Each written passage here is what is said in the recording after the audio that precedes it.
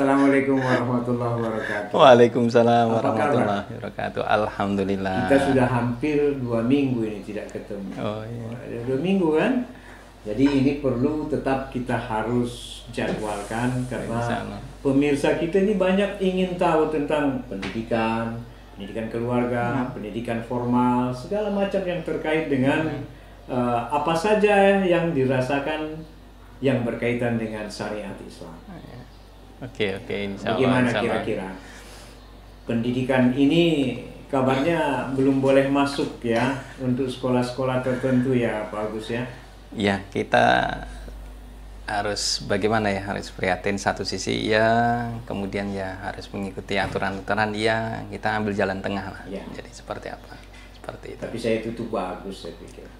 Peraturan protokol kesehatan kita tetap harus laksanakan gitu ya, karena itu menjadi satu keinginan kita untuk menjaga anak-anak kita dan menjaga kita semuanya sebenarnya. Betul. Oke, baik. Kalau kemarin kita bercerita tentang masih banyaknya animo masyarakat terhadap pendidikan Islam ini, saya ingin lebih dalam lagi cerita kita di episode yang 2 ini. Sebenarnya apa yang terjadi di luar sana sehingga animo itu semakin kuat? Iya. Jadi kalau kemarin itu kita bahas tentang masalah kegundahan, ya, kegundahan orang tua. Apalagi kalau bahasa Islam itu ini sudah akhir zaman. Akhir zaman. Apa sih harapan orang tua? Dari sekian banyak pengalaman kita ketika wawancara dengan orang tua, hampir sebagian besar mereka ketika tanya apa tujuannya masuk ke sekolah Islam, khususnya ya kalau kita sekolah Islam terpadu. Sekolah Islam terpadu. Ya, hampir semua orang tua menjawab ingin agamanya baik. Ingin mereka nanti ketika mereka sudah tua, sudah tiada, anak mereka tetap soleh, tetap soleha, tetap mendoakan mereka, tetap berbuat baik pada sesama dan seterusnya. Hampir semua, khususnya ya inginnya sholatnya tetap jalan, dengan Quran tetap baca Quran dan sebagainya. Jadi kegundahan orang tua di sana. Jadi memang ini hasil real di lapangan ya, real lapangan ketika wawancara ya siswa ketika di PPDB penerimaan peserta didik baru kan, wawancara dengan orang tua. Kemudian kalau misalnya wawancara ke anak, kita hanya ingin melihat gambaran kesiapan mereka saja, kematangan seperti itu. Dan memang ibadah ini kan bagi anak-anak kalau mereka dari kecil tentu itu akan menjadi satu hal yang lebih lebih bagus ya dilakukan ya.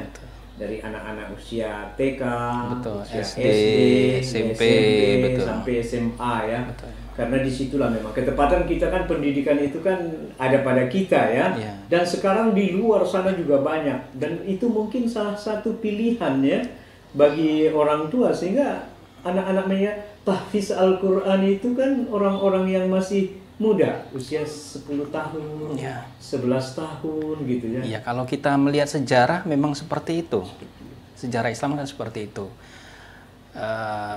Istilahnya orang-orang salafus soleh kan seperti itu. Di usia muda mereka sudah belajar Quran. Bahkan di umur yang sangat belia, Imam Syafi'i misalnya kan, umur 7 tahun. Dan dia sangat didukung oleh ibundanya luar biasa. Makanya sangat penting sekali peran orang tua dalam hal pendidikan Islam. Karena sekolah itu kan hanya sekedar membantu, memfasilitasi gitu ya. Sebenarnya intinya di orang tua pendidikan itu. Sering misalnya kita ketika wawancara ketemu hal-hal, misalnya mereka ada masalah ya, ketika ditanya kita kembali lagi kekuatan doa orang tua, khususnya ibu. Nah itu sangat menentukan juga bagaimana anak nanti ke depan seperti apa. 3 kali untuk ibumu ya. Iya, betul. Ibumu, baru ayahmu. Tetapi bukan berarti ayah diabaikan, karena ini satu kesatuan. Orang tua ini adalah ibu dan ayah yang mendukung pendidikan anak-anak ini. Kalau ayah dan ibu mendukung pendidikan anak-anak ini, tentu keberkahan akan muncul. Insya Allah. Jadi itu ya. Jadi ini berlaku di Indonesia sekarang ini, Mas ya. Semua rakyat Indonesia ini kepengen berlomba-lomba supaya pendidikan Islam itu dipenuhi oleh anak-anak mereka. Betul. bekal lah istilahnya, bekal. Karena untuk kecerdasan otak itu kan bisa ya, bisa dilatih, bisa melalui pembiasan juga kan.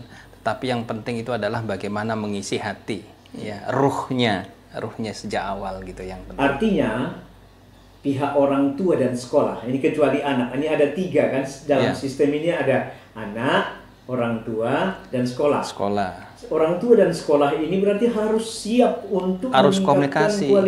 Kualitasnya juga. Betul, ya, harus komunikasi berjalan ya. Gimana menurut ya, jadi peran orang tua dan sekolah ini harus seimbang juga dalam hal pendidikan ini ya. Jadi semuanya harus proaktif.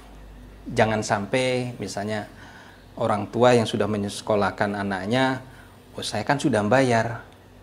Ya, itu kan, saya kan sudah bayar. Jadi jangan alasan dong. Lepas tangan, tidak. Tapi orang tua dan sekolah harus kerjasama dan harus proaktif. Kebaikan-kebaikan di rumah nanti disampaikan sekolah, kemudian dikembangkan lagi. Kebaikan-kebaikan sekolah yang sudah berkembang ya pada anak di sekolah didukung di rumah. Jadi kerjasama yang baik. Terintegrasi. Betul. Jadi menjadi satu sistem. Sistem pada anak, subsistem pada anak, subsistem pada orang tua, dan sekolah. Subsistem daripada sekolah. Jadi menjadi satu kekuatan. Tentu juga masyarakat juga harus bisa mendukung. Jadi 4 pilar ini harus menjadi satu saling mendukung. Sehingga muncullah mendapatkan anak-anak yang soleh dan di sini yang rahmatan lil alamin ini, di sini kuncinya sebenarnya. Oke, mungkin yang terakhir mungkin apa pesan Mas Pri mungkin ya. Mas Pri ini orang yang begitu banyak pemahaman pikiran keislaman pada beliau ini. Jadi mungkin kalau ada mungkin yang terakhir pesan kepada orang tua, pada masyarakat untuk anak-anak kita ini sehingga kecerdasan mereka akan lebih baik, itu perlu kita dengarkan juga. Silakan Mas Pri. Iya. Kalau kita melihatkan anak-anak usia TK, SD itu kan usia-usia emas. Betul. Usia-usia emas. Maka bagaimana usia emas ini kita kelola, jangan sampai salah kelola. Betul. Karena apa? Ibaratnya orang tua ini sedang membangun pondasi yang paling luar biasa pada seorang anak. Maka di usia emas ini bagaimana kita tanamkan pada anak tentang akhlak, bagaimana ibadah yang benar, bagaimana adab-adab yang benar, karena sekarang sudah banyak kehilangan adab-adab. Ya, kalau dalam Islam kan adab dibicarakan. Nah, ini harus penting sekali. Jadi orang tua harus memanfaatkan benar, ya oke lah, karena ini dititipkan sekolah sebagai memberikan fasilitas pendidikan, ya barangkali orang tua sibuk dan sebagainya, ya artinya saling mendukung seperti itu. Itu ya. Ya. Baik, terima kasih Mas Pri. Ini adalah pertemuan season 2.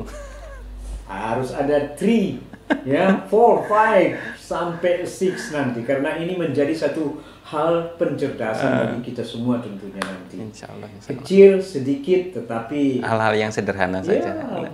Small and beautiful. Iya, jangan yang terlalu sulit-sulit. Jangan sulit-sulit. Apalagi zaman sekarang sudah serba sulit gitu ya. Baik pemirsa, itulah bincang-bincang kami dengan Bapak Agus Priyatmono, Kepala SIT Al Furqon Palembang, dan kita selalu memanggil dia dengan Gus Pri. Itu saja mungkin. Assalamualaikum warahmatullahi wabarakatuh. Waalaikumsalam warahmatullahi wabarakatuh.